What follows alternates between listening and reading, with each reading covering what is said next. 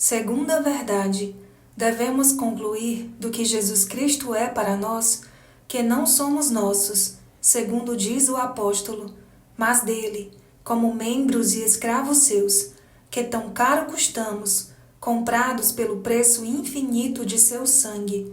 Porventura não sabeis que os vossos membros são templo do Espírito Santo, que habita em vós, que vos foi dado por Deus, e que não pertenceis a vós mesmos, porque fostes comprados por um grande preço?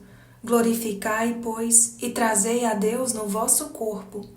Antes do batismo, éramos escravos do diabo, e o batismo nos fez escravos de Cristo. Daí avante, já não devemos viver, trabalhar e morrer, senão para dar frutos por este homem-Deus, glorificá-lo em nossos corpos e fazer-lhe reinar em nossa alma, porque somos sua conquista, seu povo por aquisição e herança. É pela mesma razão que o Espírito Santo nos compara. Primeiro, às árvores plantadas no curso das águas da graça, no campo da igreja, que há de dar frutos em seu tempo. Ele será como a árvore, que está plantada junto às correntes das águas, que a seu tempo dará o seu fruto, e cuja folha não cairá, e todas as coisas que ele fizer serão prósperas. Segundo, aos ramos da videira, cujo tronco é Cristo, que há de dar boas uvas. Eu sou a videira e vós as varas. O que permanece em mim e eu nele, esse dá muito fruto, porque, sem mim, nada podeis fazer. Terceiro, há um rebanho, cujo pastor é Cristo, que há de multiplicar-se e dar leite. Eu sou o bom pastor. O bom pastor dá a sua vida pelas suas ovelhas. Quarto, há a boa terra, cujo agricultor é Cristo, onde a semente se multiplica, produzindo 30, 60 ou 100 por um. Cristo amaldiçoou a figueira estéril e condenou ao servo inútil, a cujo talento não deu valor. Tudo isso nos prova que Jesus Cristo quer receber frutos das nossas diminutas pessoas, a saber, nossas boas obras, pois que elas só a Ele pertencem. Criados em Jesus Cristo para fazer boas obras. Efésios 2:10. Essas palavras do Espírito Santo mostram que Jesus Cristo é o único princípio e deve ser o único fim de todas as nossas boas obras, e que lhe devemos servir não só como servos assalariados, mas como escravos de amor. Explico-me. Duas maneiras há debaixo do sol de pertencer a alguém e de cuja autoridade depender, a saber, a simples servidão e a escravidão, o que ou nos torna servo ou escravo. Pela servidão, comum entre os cristãos, o homem se compromete a servir alguém por um tempo, por meio de uma paga ou recompensa. Pela escravidão, o homem de todo depende de alguém por toda a vida, devendo servir a seu senhor sem esperar paga nem recompensa, como fosse um de seus animais, sobre o qual o dono tem direito de vida e morte. 3 sortes há de escravidão: de natureza, de coação e de vontade. Do primeiro modo, toda criatura é escrava de Deus.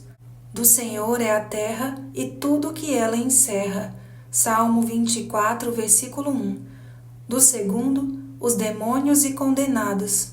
Do terceiro, os justos e os santos. A escravidão de vontade é a mais perfeita e gloriosa para Deus, que olha o coração, pede o coração, e se chama Deus do coração ou da vontade amorosa, visto que, por esta escravidão, de feito, escolhe-se, acima de tudo, a Deus e a seu serviço, ainda quando não obriga a natureza. Enorme diferença há entre o servo e o escravo. Primeiro, o servo não dá tudo o que é, nem tudo o que possui, nem tudo o que por si mesmo venha a possuir, a seu senhor. O escravo, porém, se dá todo inteiro, tudo o que possui e tudo o que venha a possuir, a seu senhor, sem acepção de nada. Segundo, o servo exige paga pelo serviço que faz ao mestre, mas o escravo nada pode exigir, por mais assíduo que seja, por maior o engenho, por maior a força com que trabalha. Terceiro, o servo pode deixar o seu senhor quando bem entender, ou pelo menos quando se extinguir o tempo de seu serviço. O escravo, porém, sequer tem o direito de fazê-lo. Quarto, o mestre do servo não lhe tem direito algum de vida ou morte, de sorte que, se lhe matar, qual fosse um de seus animais de carga, cometeria injusto homicídio. O mestre do escravo, todavia, tem sobre ele, por lei, direito de vida e morte, podendo vender a quem quiser, ou matá-lo, como, sem comparação, faloia a seu cavalo. Quinto, por fim, por um só período o servo serve ao mestre, mas o escravo é para sempre. Nada há entre os homens que nos faça pertencer mais a alguém do que a escravidão. Tampouco haja entre os cristãos que nos dê mais pertença a Cristo Jesus e a sua Santa Mãe do que a escravidão de vontade, segundo o exemplo do próprio Cristo, que por nosso amor tomou a forma de escravo. Aniquilou-se a si mesmo, tomando a forma de servo, tornando-se semelhante aos homens e sendo reconhecido por condição como homem. Filipenses 2:7. E o da Santíssima Virgem, que a si mesmo se chama serva e escrava do Senhor. Gaba-se santamente o apóstolo, chamando-se servo de Cristo. Tantas vezes as Sagradas Escrituras chamam os cristãos de servos de Cristo. Esta palavra, servos, segundo a observação acertada de um homem ilustre, outrora significava apenas escravo, porque ainda não existiam servos tais como os de hoje. Os senhores só eram servidos por escravos ou libertos. O Catecismo do Concílio de Trento, de modo a extinguir todo foco de dúvida sobre sermos escravos de Jesus Cristo, exprime-se com termo inequívoco, chamando-nos Mancipia Christi, que significa escravos de Cristo. Dito isso, digo que devemos ser de Cristo e lhe servir, não só como mercenários, mas escravos de amor, que por efeito de um grande amor, doemo-nos e nos abandonemos a servir-lhe na qualidade de escravos, pela só honra de lhe pertencer. Antes do batismo, éramos escravos do demônio. Já o batismo nos fez escravos de Cristo. Os cristãos, ou somos escravos do demônio, ou escravos de Cristo. O que digo de modo absoluto de Cristo, digo relativamente à Santa Maria, a quem Jesus Cristo, havendo-lhe escolhido por companheira inseparável de sua vida, morte, glória e poder sobre o céu e sobre a terra, dera-lhe por graça, relativamente à sua majestade, os mesmos direitos e privilégios que por natureza possui. O que a Deus convém por natureza, a Maria convém por graça, dizem os santos, de sorte que, segundo os mesmos, havendo ambos a mesma vontade e o mesmo poder, possuem também os mesmos súditos, servos e escravos. Podemos, assim, de acordo com o sentir dos santos e dos diversos homens ilustres, dizer-nos e fazer-nos escravos amorosos da Santíssima Virgem, a fim de mais perfeitamente sermos escravos de Cristo. A Santíssima Virgem é o meio pelo qual Cristo Senhor nosso se servirá para vir a nós. É, portanto, o meio pelo qual devemos nos servir por chegar a Ele, posto que ela não seja como as demais criaturas, às quais, se nos apegarmos, seria antes distanciar de Deus do que dele aproximar. Contudo, a mais forte inclinação de Maria é de unir a Cristo, seu Filho, e a mais forte inclinação do Filho é que a ele cheguemos por sua Santa Mãe.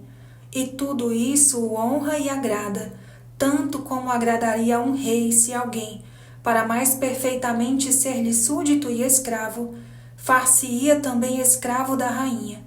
Por isso os santos padres e São Boaventura, depois deles, dizem que a Santíssima Virgem é o caminho para chegar a nosso Senhor. Ademais, se, como já disse, a Santíssima Virgem é a Rainha e Soberana do céu e da terra, eis que tudo está sob o poder de Deus, até a Virgem. Eis que tudo está sob o poder da Virgem, até Deus. Dizem Santo Anselmo, São Bernardo, São Bernardino, São Boaventura. Não possui ela tantos súditos e escravos, quantas sejam as criaturas? Acaso seja razoável que entre tantos escravos de coação não haja também os de amor que, por boa vontade, escolheram, na qualidade de escravos, Maria por soberana? Qual? Até os homens e os demônios têm escravos voluntários, e os não terá Maria? Que não terá um rei por honroso que a rainha, sua companheira, tenha escravos com direito, sobre os quais de vida e morte, pois a honra e o poder de um é a honra e o poder do outro? Pode-se acreditar que nosso Senhor, como o melhor de todos os filhos, tornou a sua Santa Mãe partícipe de todo o seu poder. Ache ruim que ela tenha escravos? Haja ele menos respeito e amor à sua mãe do que Assuero teve por Ester, ou Salomão por Betsabé? Quem o ousará dizer, ou mesmo pensar? Porém, onde minha pena me conduz? Por que aqui me detenho a provar coisa tão óbvia? Que importa se há quem não queira que os outros se digam escravos de Santa Maria? Faça-se e diga-se escravo de Cristo. É o mesmo que o ser da Virgem, já que Cristo é o fruto e a glória de Maria. Isso perfeitamente se fará por meio da devoção de que mais adiante falaremos.